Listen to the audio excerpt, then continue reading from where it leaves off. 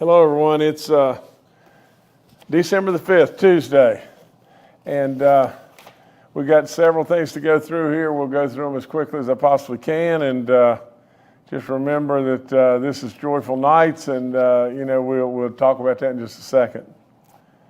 I've got to tell you this, especially with Christmas trees and everything, you got to be careful. But we've had 5 fatalities, due to fire, and these devastating fires. It's sad. It's terrible. I pray, as Kathy and I do, for these families and our courageous firefighters that fight these terrible fires. Like I said, it's Christmas time. Trees are lit and people are working in their kitchens and all that. And so we just got to be a little bit extra careful. So please keep these folks in your prayers, and let's try to be super careful in the days ahead. This is another one I want to talk about just a second, but you've seen where recently the Biden administration has joined the Powering Past Coal Alliance, at this big international climate change conference last week. Basically what the Biden administration is saying, John Kerry and everybody is saying, we absolutely are pledging to kill coal. Kill it. Absolutely, just make it go away. Well, in my opinion, it's the dumbest thing on the planet. But it all originated with Barack Obama. And Barack Obama has been poisoning our lives, in my opinion, from day one. And I can tell you that bled right into Hillary Clinton and, her visit, with Joe Manchin here, and basically said, we're going to get rid of coal. And went right into, I think, Logan County and made that statement, at either the home or somewhere with, a couple of our coal miners. That being said, we know where the craziness is coming from, and we need to push back. And I promise you, I'm trying to push back as much as I possibly can. But my goodness gracious, these people are on a quest, and they're on a quest to eradicate us. And so let's push as hard as we possibly can. I think American Water, I don't want to say that they finally came to their senses, but at least, they're late to the party, but they're coming to the party. Earlier this week, American Water has announced it will aid affected residents up to $2,000 for expenses during the gas outage. That's significant. We want to always be grateful and thank them for what I would call coming to their senses. But these people have been really, really hurting. I've said over and over and I've only said what I think is governed by the evidence. But the evidence was this was caused by a blowout in a main American Water line, and then it blew up the gas line, and then water in the gas lines for 46 plus miles and all kinds of issues. But let's absolutely be thankful of the fact that American Water is stepping up and doing what they're doing here. And so to all the people down in the west side, I want to read this one thing. Residents can process claims by calling or visiting in person, and will need to provide necessary documents, which you can find out about on the American Water website. So absolutely, one more time, residents can process claims by calling or visiting in person, and will need to provide necessary documents, which you can find out about on their website. So absolutely go on it and everything, and we thank the folks, for stepping up, and maybe this will help a bunch of people at a time of year that we need to absolutely be helping folks. And we've tried to do so, in declaring a state of emergency, and we did that. I instructed our National Guard to jump in with both feet. We surely, put a bunch of money in the deal, and so I think we helped a lot of folks, and by doing so, I thank our National Guard and all the people that stepped up, but we did it, and we acted, and that's what I always try to do. You know, communities and schools, you know, we have big news about communities and schools in our Department of Education in West Virginia, because we are now the first state, I love absolutely this, first state to be nationally certified as a partner of communities and schools. And you know, while we disagree adamantly, you know, with some of the national, you know, philosophies of communities and schools, all we are doing in West Virginia and all we continue to do is step up and help a kid. Just help a kid. We don't need to, you know, adopt, you know, a policy or whatever it may be. All we really need to do is help a child. And that's what our site coordinators are doing. We're now in 264 schools in 53 counties. 100,000 kids are being helped. And whether it be just a jacket or maybe some food or maybe just a kind hand that guides them and helps them and everything. And there's so many success stories, it's off the chart. Like I said, over and over, whether you buy it or not buy it, I think it's the most successful program in the schools that Jim Justice has ever seen. So let's keep it up, and it's really good to get first in the nation as nationally certified. So it's really good. You know, tonight's joyful night. Now just think about this for a second. You know, this time of year is, it is so special. It is the birth of Jesus Christ. You know, the world completely changed.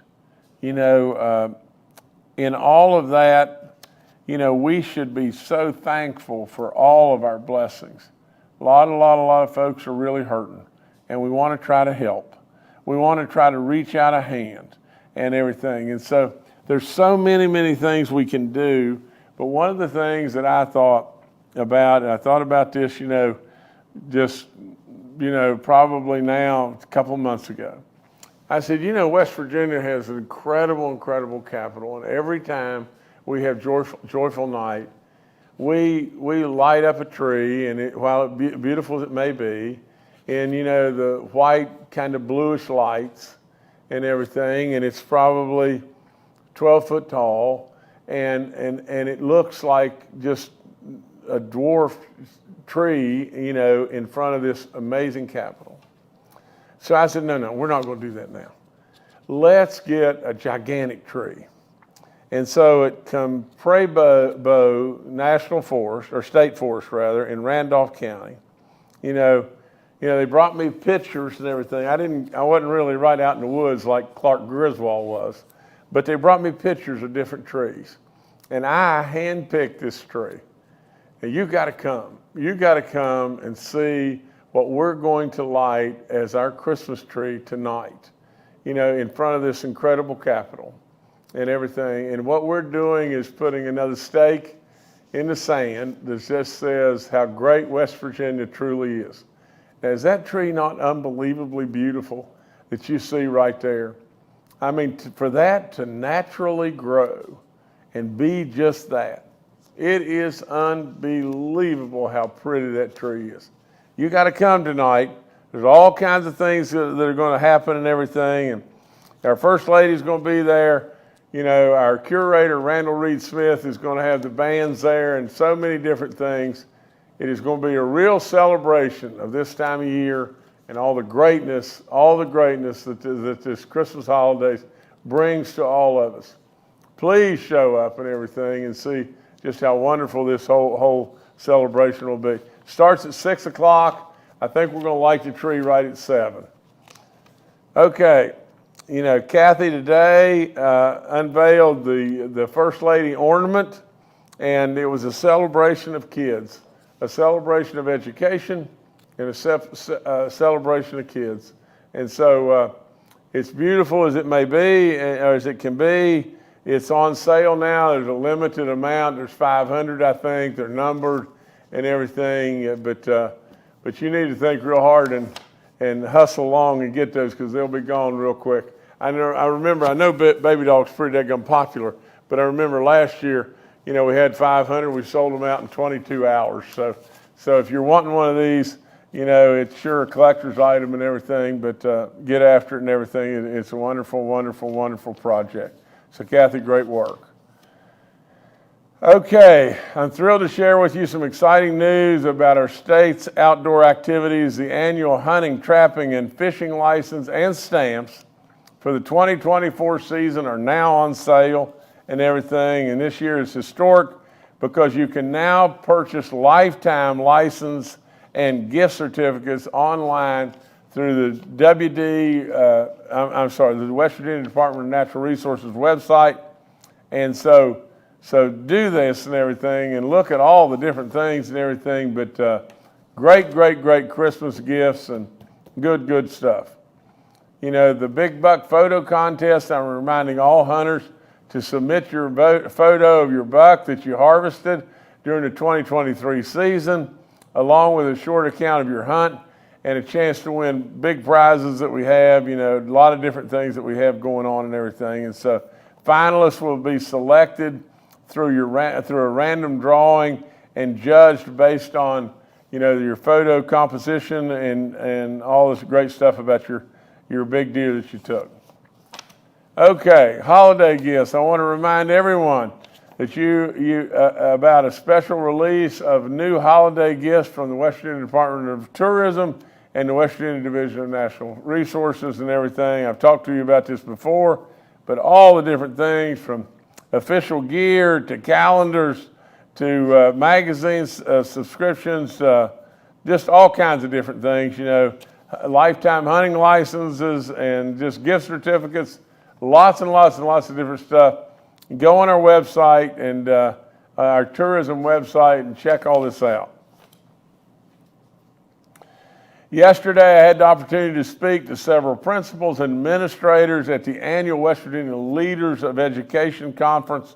It was really good. I sat on my little stool there and talked to these folks, and these folks do amazing work. I encouraged them, to keep their energy up and keep doing all the great work that they do all the time. I'm really, really proud of the fact that at the end of the day, and I've said this 10 million times, but all you got to do is go into school, especially in elementary or middle school. Go into school and go to a classroom. Ask the teacher if there's just a second that she'd step outside the door and then ask one question.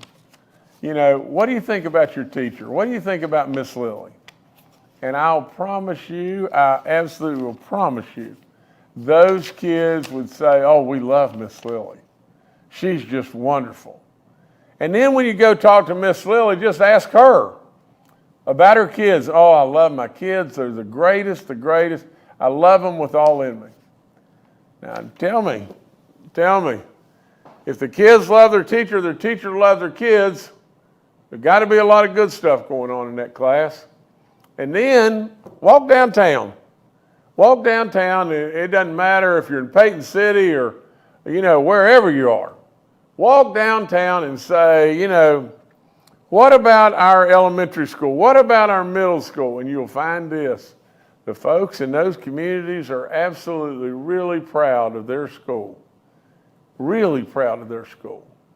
With all that being said, if the people in the community love their school, and if there's great stuff going on in the classroom from the standpoint of the kids and their teachers and their teachers and their kids, for God's sakes of living, we got a lot of good stuff going on in our schools in West Virginia.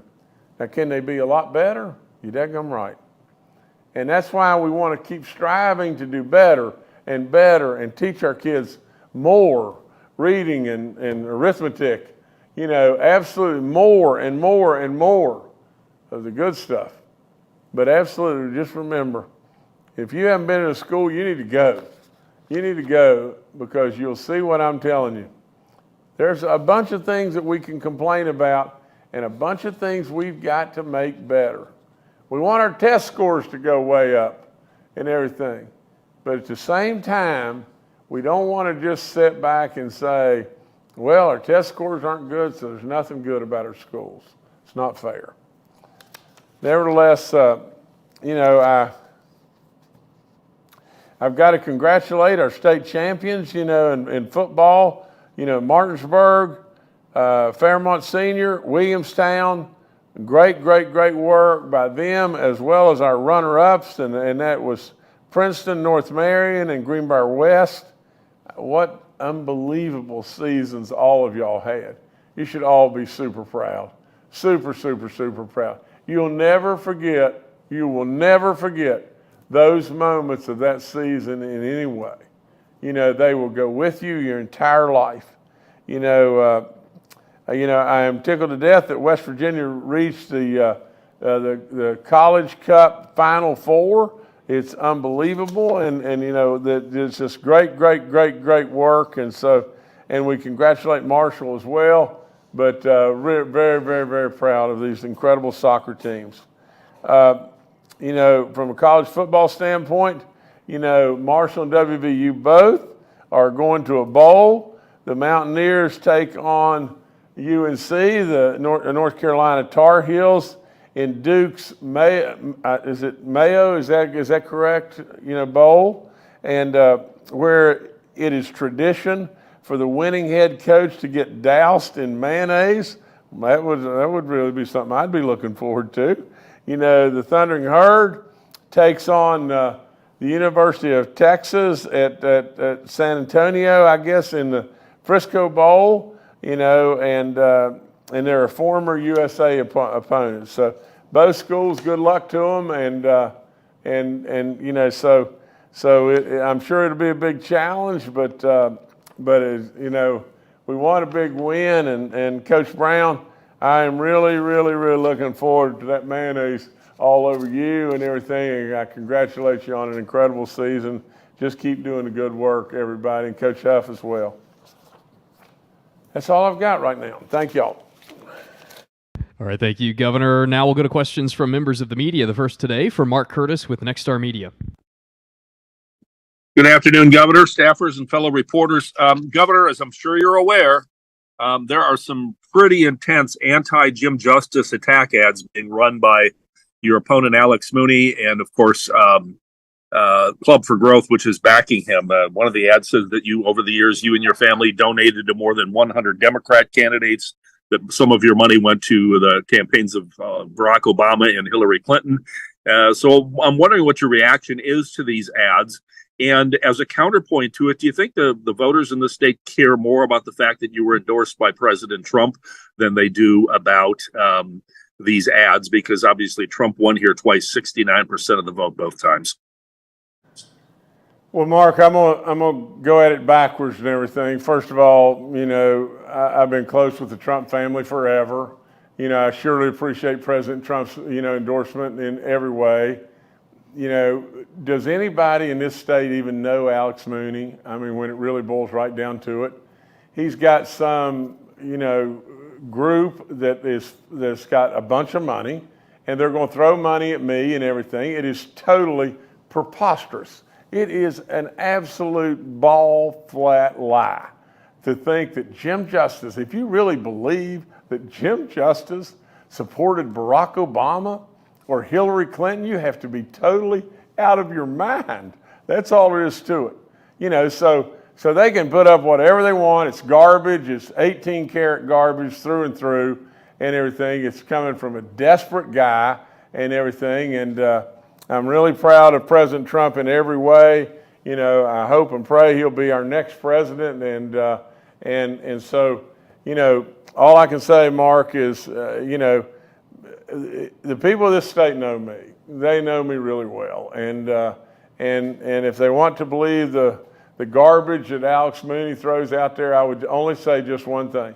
Imagine this. Imagine, here is our congressman of this state, and I think I have only seen him one time in the entire tenure that I've been your governor, for 7 years.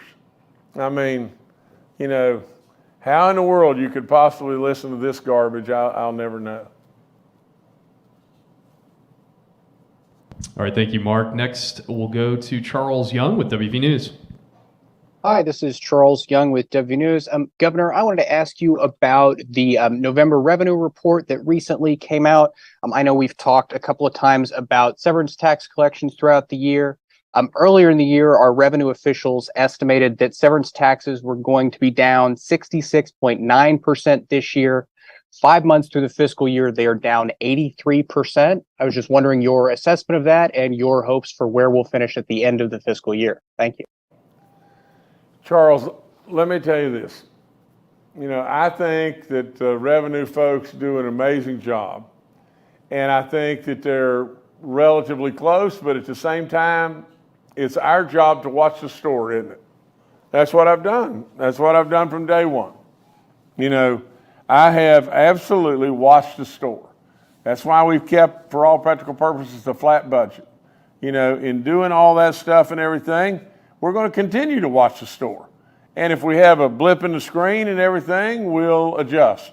We're pushing $300 million of surplus above budget right now. We're hopeful that that's going to continue on, but at the same time, if we have, like I said, that blip, we will do something about it. Now, Charles, we've got to factor in just this. We gave back to the people $750 million in a tax cut. The largest tax cut in this state history, hands down, slam dunk. Slam dunk.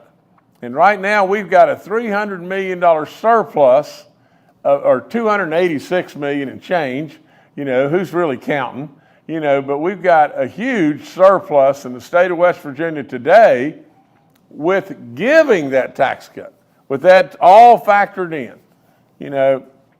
I'm telling you, it's hard to argue, from the standpoint of where this started, and where we are today. Anybody in their blooming right mind in any way could say, we walked in the door, they handed us a sheet of paper of a state that was so bankrupt it was off the chart, and today you have the biggest tax cut in history. You have 4, and I'm proposing a 5th, pay raise to all of our state employees and everything, and we'll work on that. You have a reserve fund of hundreds of millions of dollars in case we have a blip on the screen, in regard. You have a rainy day fund and $1 billion on top of all that. We've invested so much money in our roads and schools and economic development, and you have job and you have opportunity beyond belief. No, it's tough. It's really tough if you're a business guy to sit back and come up with anything whatsoever other than you could sit back like I think Clark Griswold's father-in-law that said, that third row of the lights up there is not twinkling, Clark, but I'll tell you right now, there's a hell of a bunch of lights on that house and they're working. So we're really, really happy about all that. And we've got a lot of money that's back in the pockets of our people, and that's where it should have been all along, and we're really, really happy to have that money in the pockets of our people. All right, thanks, Charles. Next is Stephen Allen Adams with Ogden Newspapers.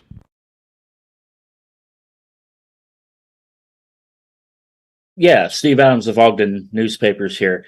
Going back to community and schools for a moment, I would be kind of curious to know your definition of success for communities and schools. I mean, as you know, our children in the state have many problems, especially when it comes to educational attainment. Some of that's been exacerbated by COVID, of course, but and some of those numbers have begun to come back up. We have a number of factors going into that, including home environment, poverty, all sorts of situations like that. And I think the legislature is actually looking at some additional legislation this session to deal with issues stemming from school discipline, students being verbally and even sometimes physically violent. So there's a number of issues, and I know community schools has been working for a number of years. So what is your definition of success in regards to that program? Thank you.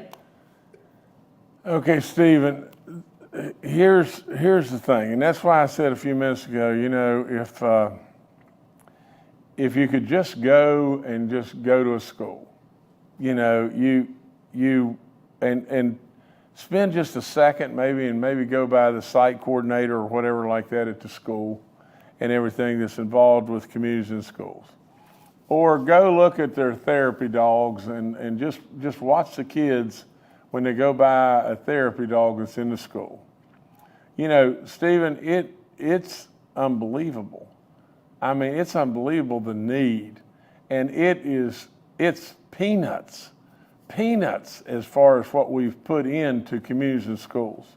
In the very beginning, what we put in, and I continue to do exactly that, but what we put in and all we had, really and truly, was my salary. And so we put that in and started at that point in time. But Stephen, you see kids that are so disruptive in the classroom and they can't be managed and they're disrupting 20 other kids, and you have all kinds of issues. And you see them now as they're good students and they're on their way and they really, really need our help. You hear every horror story in the world of, mental health and bad things that can happen at schools and everything. You see them all over the place. And yet, it's difficult to measure. But we can say just this, that there's site coordinators that are touching now 100,000 kids.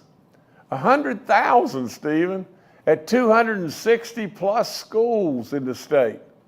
And absolutely, when a kid needs something that's really hurting, really, really hurting, all they may need is a coat, because they're cold. Or all they may need is someone to talk to because situations at home are so crazy that a kid is under so much pressure it's unbelievable. Or maybe, just maybe, they're getting bombarded with being bullied, on social media or Facebook or whatever it may be. Maybe they're hungry, Stephen. Maybe they're hungry. And these site coordinators and these people are reacting and they're doing it. And there is so many success stories, it's unbelievable. For nothing, for peanuts in the scope of things. Whether it be $2 or $5 million, it sounds like a lot of money, but in the entire scope of our education department and in schools, it's peanuts. And so with all that, the achievement for the peanuts has been unbelievable. Unbelievable. All you got to do is go. Prove me wrong. All you got to do is go to the schools, and you're going to see stuff that you can't imagine. You can't imagine the successes of this program. It's really, really good. All right, thanks, Stephen. Governor, back to you. Well, I mean, again, great questions. I appreciate the questions, and I go back to Mark Curtis in the beginning and Mark's question about Alex Mooney, and I appreciate the question. All I do is I hope like crazy Alex Mooney doesn't lose by 50 points. That'd be embarrassing. It's probably going to be really, really bad, but 50 would be a little too much. But anyway, all that being said, and I always say that in jest, we've got to laugh a little bit, for gosh sakes, a living. Like I said over and over, God gave you the ability to smile and laugh, and it's good. It's good to tease. That's all there is to it. I love when people tease me, and I'm going to tease back. So with all that being said, I really, really, really like the question about communities and schools because, gosh, dog, you can't imagine what kids deal with today versus when I grew up. I'm right with them. I give my spare time, my breathing time, I give to children because that's what I want to do. I don't need to go anywhere. I don't need to go off on crazy vacations and travel all over the place. I truly believe that, the old adage, it takes a village to raise a child, was dadgum right. And that's what communities and schools is all about. And that's what I'm all about. But I truly I truly would challenge you or ask you, please, take time, just go to your school. You'll be amazed. You'll be amazed. I mean, what kids are having to deal with and what the folks that are at the schools are dealing with and everything. Sure, it can be a heck of a lot better. And we want to keep working to make it better. And we're going to do that. But anyway, thank you so much. Merry Christmas to you.